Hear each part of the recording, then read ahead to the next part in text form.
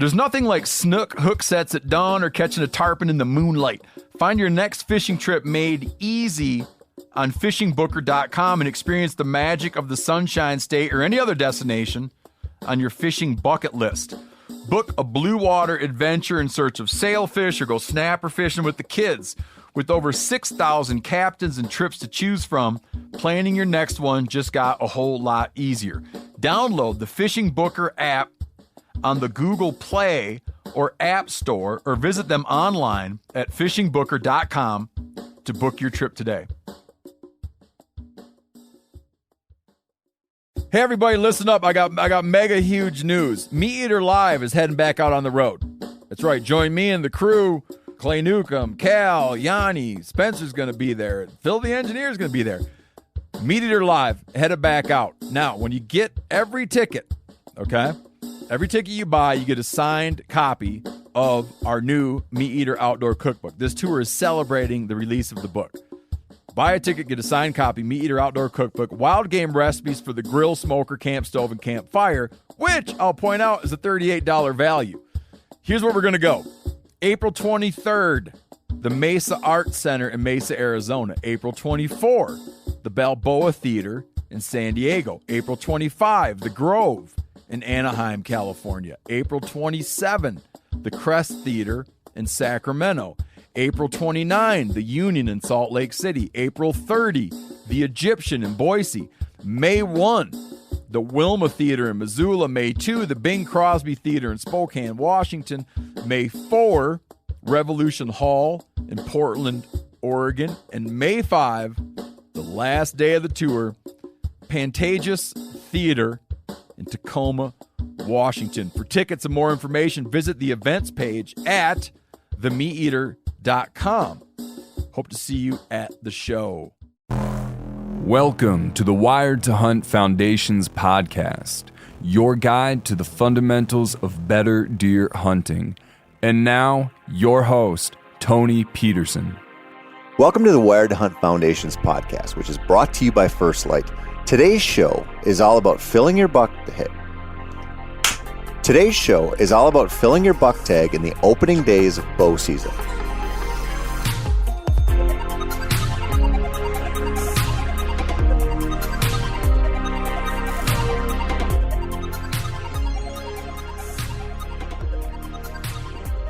I guess I have a reputation for a few things.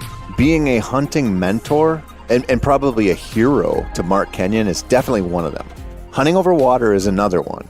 And of course, killing bucks in September. This might seem like I've got some crazy strategy to make it happen right away, but really, it's mostly for my own sanity being a born and raised Minnesota hunter. I'll get to that in this podcast. But the reality is that in a state where you've got a mid-September-ish opener, you've got a hell of a chance to kill a good buck right away. In fact, it might be the easiest time to kill a big one until it suddenly isn't. And this advice in this podcast, it doesn't just apply to the folks who live in states that have a mid-September opener. This applies to opening week just about anywhere you hunt.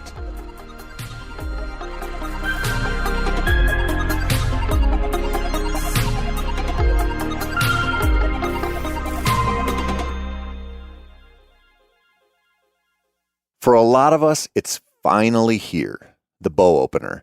Mid-September is the official kickoff for a pile of whitetail states in the Midwest and the East. And that means it's time to get out there. After all, you've put in a pile of work this summer, and now you might as well go enjoy the fruits of your labor. This, in my opinion, is probably a better time to kill a buck for most of us than any other time of the season, including the rut. Now, I know that comes with a whole shitload of qualifiers, of course, but I'll get to them. But right now, let me explain how I've come to this conclusion.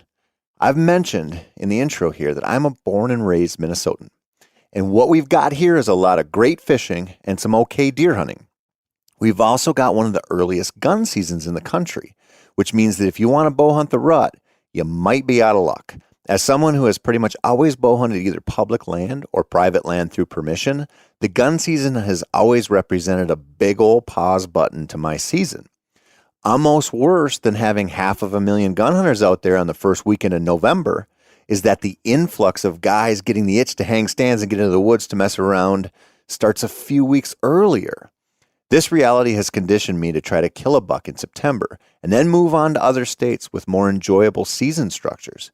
And it's worked well most years. In fact, if I think back along the last 7 seasons, I've killed home state bucks during opening week 5 times. A couple of them were on opening day.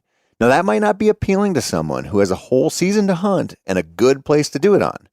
But if you're out there on pressured ground, wrapping up the whole thing early isn't a bad thing. But before we consider the factors working against you on this, let's talk about the good news. For starters, the deer haven't been hunted by humans for like 9 months. That matters. On a lot of ground, it seems like by the end of the first week, you're going to be back to deer that know exactly what is going on. But during that first week, or at least opening weekend, it can have you dealing with deer that aren't exactly on their A game yet. If you need all the help you can get, like I often do, take that as a blessing. You've also got the hope of a buck sticking to his summer pattern. This is a huge maybe in my experience. For example, in 2019, I set up on opening night over an alfalfa field that was a hot destination for several bucks. I knew from summer scouting that I had the chance to run into quite a few of them and figured that my odds of killing one were as good as they'd be all season. Not only did I see a really solid buck that stayed out of range, but I had a familiar 8-pointer step out at 20 yards to feed. That 8-pointer went 143 inches, and he was a victim of predictability. It was also just a gift that none of the other hunters on the farm went in and messed up his pattern before opening night. Now, if there's one thing I know about pressure ground, it's that you don't get lucky twice in a row doing the same thing. I tried it anyway, because the trail camera images on the trail that Big 8 took were so encouraging the following season. Several bucks used it right up until the 2020 season, right before it was just about to open. That's when I got a video of another hunter and his daughter walking in with Motley Crue blasting on his phone. Shout at the devil if you're curious. She pointed out my camera, and they were just starting to talk about whose it might be when the clip ended. He hung a camera there anyway, and he put those deer totally down. He even went so far as to sit my stands without asking me, which is always a nice surprise to figure out later in the season.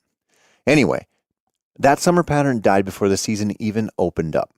And I have to guess it was mostly due to the immediate preseason pressure from that hair metal fan, probably some other people too. You just can't count on a summer pattern lasting until mid-September, but you should try. You should try it if you live in a state like Illinois or Iowa or somewhere else where you might have an October opener. You should try. That beanfield stand you hung in the summer, you might catch your target buck munching away opening night before he gets clued into the season. But what you got to be careful with here is hunting a spot you've been fantasizing about for months when the conditions aren't right. This is a lesson in discipline, and it's not easy. If you think the bachelor group, now hard antlered, is going to pop out in that back corner of the field, it is so difficult not to go there on opening night. But going to your number one spot when the wind is wrong is a bad idea. It's also a lesson every deer hunter learns the hard way at least once in a while. When this is the case in my world, I sometimes play defense and stay back to glass, or I just go to plan B or C or D or whatever. I think one of the main problems a lot of hunters have is they can't say no to the easy setup or the setup that they really want to sit, but messing up a great spot with impatience is always a disaster. It's also really easy to talk yourself into doing just that. So let's say you're a public land hunter. Your reasoning will be that someone is going to go in there and booger the deer anyway, so why not have it be you? Well, maybe, because that's not a guarantee. But what is that if you hunt the spot the wrong way or at the wrong time, you'll definitely negatively impact it. This is why in the earlier episodes of this podcast, I preached about having multiple good options. That big Minnesota buck I arrowed in 2019, he was in a spot that was my last choice for opening night. Other hunters, both small game and deer hunters, along with a straight south wind, had me running low on spots, but I wasn't out of good spots, which is important. I had one place to go that was set up specifically for a south wind, and I thought from the trucks parked where they were and the other hunter activity that no one had probably messed with those deer in the alfalfa corner. They hadn't, and it worked out. But if I had had fewer options, I would have either decided to go mobile or I would have settled for a spot that I probably shouldn't have hunted. According to Dead Too Soon musician Tom Petty, the waiting is the hardest part. For deer hunters, that's true. Waiting for a spot to be right is important, and it can feel like a lost cause when you think you're the only responsible hunter in the woods, but you don't really have much choice in the matter. It's also important to trust your spidey senses on opening weekend. This is where things get tricky because you've been running cameras and you've been glassing. This means you've got weeks or months of intel showing you where the bucks are. But what if you're walking out to your go-to stand and you cross a pounded trail? Or you find an oak tree dropping nutty goodness by the ton, which is a real possibility this year. Or an apple tree. Or you just hit a saturation point with a sign that you cannot ignore, like a spot that boasts several visible fresh rubs, or maybe a few September scrapes all concentrated in one little area. Hunt there. Forget about that spot that had all the deer somewhat consistent throughout the summer. Fall is a time of transition in the woods, and there is nothing better than sign that shows you where the bucks are right now. This happened to me in 2018 after I drove from Nebraska to southeastern Minnesota for opening day. Nebraska had kicked my ass and nearly melted me in my blast furnace tent. And when I got to Minnesota, the weather was just as hot and miserable. I figured a stand I had on a soybean edge was going to be the ticket. But on the way there, I noticed how browsed down some of the alfalfa was. It was also littered with deer droppings. I had a stand there as well, but I hated it because it's only like 250 yards from a road. I don't like when traffic can see the deer I'm hunting, and I don't like sitting there watching people creeping down the road in their pickup trucks. So I tried to talk myself into walking on, but I had hung that stand for a reason. And I couldn't shake it. And after what probably looked like a crazy man acting out a courtroom scene where I deliberated the pros and cons of abandoning a good plan over the sign I was on, I climbed into that stand and decided to give it a shot. The wind was right, and the deer were clearly on that green field, which is often a solid choice when it's really hot. And long before first light, 2 bucks stepped out, with the bigger a solid 8-pointer with a cool dropper over his right eye. I had him photographed and back to the truck before full darkness set in and the hordes of mosquitoes washed over the land. Now understand that all of this summer scouting and work you've put in might have to be pushed aside in respect to fresh intel. This is the key to a lot of hunters' whitetail success because they know how to quickly change gears when new data becomes available. In fact, this might be just a single rub in September, which, by the way, means a lot to yours truly. I like rubs all season, but the first ones I find always tell me that bucks are close. If I find one opening weekend or on opening week, I tend to give its location some serious consideration. A buck that makes a rub on a field edge on September 14th is probably living close by. And if he makes a rub in the woods at that time, then I know I really want to hunt there. Now, for you later opener hunters, this might not be as important. If you can't start till October, there's probably going to be more sign out there. So your standard for a good concentration of sign might be a little bit different than mid-September. And you guys might also be thinking, why the hell did you tell me to do so much scouting and stand prep work all summer long if you were just going to go full ADHD on me and just start hunting fresh sign the moment the bow season kicks in? Well, that's a fair question, my friends. All of that work that you did, it was the best you could do in the off season. And it might put you right on top of a buck that is on a summertime pattern right now. Or it might put you on a buck that is already staging in the timber and moving his way toward being more nocturnal due to the added presence of people in the woods. That happens, and it's an important thing to set up for. But it doesn't negate the fact that no matter how much work you put in, there might be something going on that you didn't plan for. Or maybe you couldn't hang stands before the season because you don't own any, or you're a public land hunter who can't get them up before the season. Or maybe I'm just trying to condition you to think about how mobile you might need to be no matter what type of situation you hunt. Take that gimme field edge stand you've been thinking about for 2 months. What if you go in to hunt that target buck you've given some cute nickname to and he doesn't show up where he's supposed to? But instead, down the wood line, a new buck pops out, and while he's not your guy, he's good enough. Do you come back and ride out the target buck program? Or do you go in the next night, conditions permitting, and set up where the new buck was? That's up to you, of course, but I know what I'd do. I go to that buck because he's there and he's huntable now. He's shown you recent movement and given you something to work with.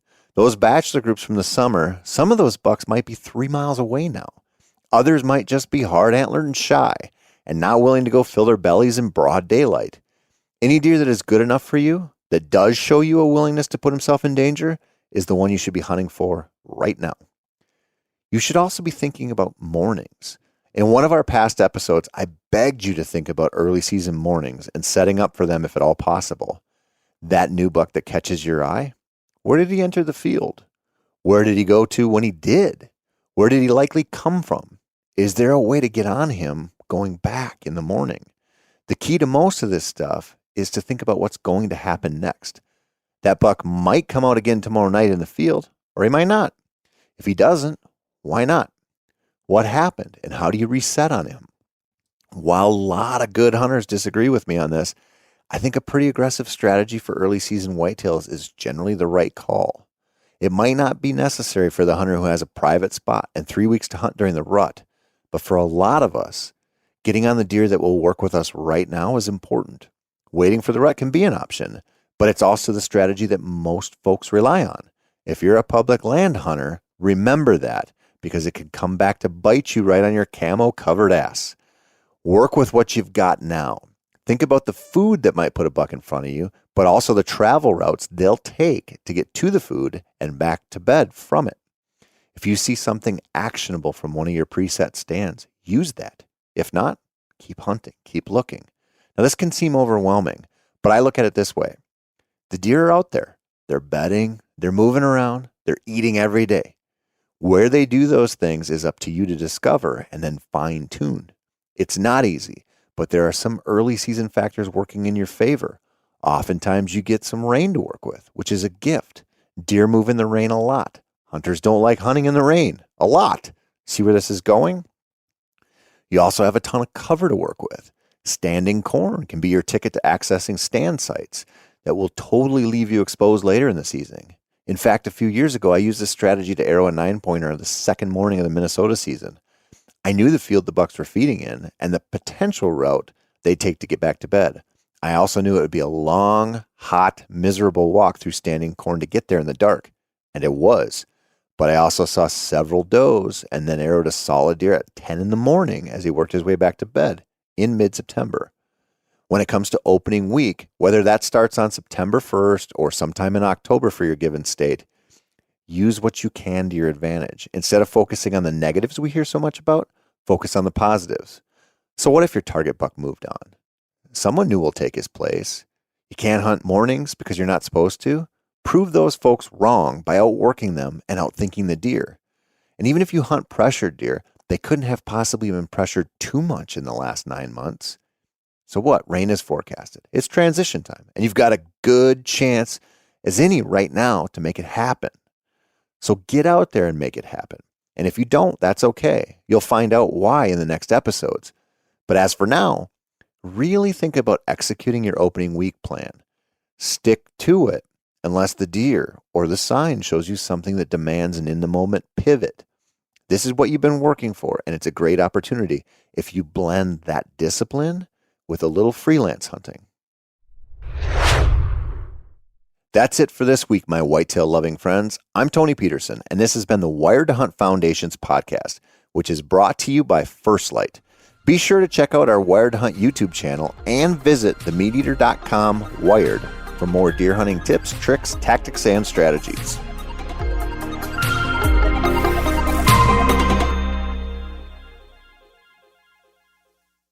Hey everybody, listen up. I got mega huge news. Meat Eater Live is heading back out on the road. That's right. Join me and the crew. Clay Newcomb, Cal, Yanni, Spencer's going to be there. Phil the engineer's going to be there. Meat Eater Live headed back out. Now, when you get every ticket, okay? Every ticket you buy, you get a signed copy of our new Meat Eater Outdoor Cookbook. This tour is celebrating the release of the book. Buy a ticket, get a signed copy, Meat Eater Outdoor Cookbook, wild game recipes for the grill, smoker, camp stove, and campfire, which I'll point out is a $38 value. Here's where we're going to go. April 23rd, the Mesa Art Center in Mesa, Arizona. April 24, the Balboa Theater in San Diego. April 25, the Grove in Anaheim, California. April 27, the Crest Theater in Sacramento. April 29, the Union in Salt Lake City. April 30, the Egyptian in Boise.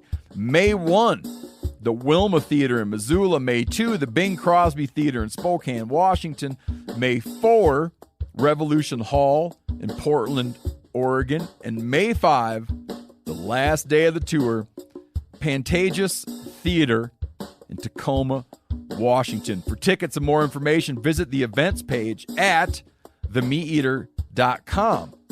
Hope to see you at the show.